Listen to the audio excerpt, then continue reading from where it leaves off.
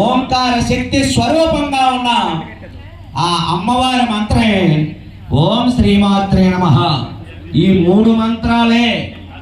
అలాంటి పరంపరలో దశరథుడిని రాముడు వైకుంఠం నుంచి రాముడు అయితే ఎలా ఎన్నుకున్నాడో అలాగే జనక మహాముని కూడా సీతమ్మ ఎన్నుకుంద, నేను పుట్టుకే మీరు రాముడు తల్లి గర్భంలో పుడితే నేను అయోధ్యగా పుడతాను అని జనక మహాముని ఎన్నుకొని అమ్మవారు ఆ లక్ష్మీదేవి పుట్టింది.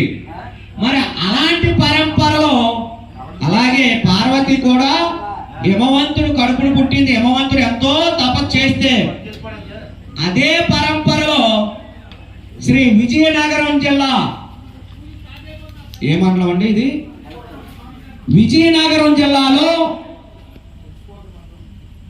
దానికి పరమట భాగాన యశకోట మండలానికి తూర్పు భాగాన, విజయనగరానికి పరమట భాగాన, యశకోటకి తూర్పు భాగాన మధ్యకాలంలో పచ్చని పంట పొలాల్లో ఎవరిని పూర్వజన్మ సుకృతం, ఎవడైనా ఒక భక్తుడు పుట్టాడు ఆ కుటుంబంలో ముందు 10 తరాలు వెనక 10 తరాలు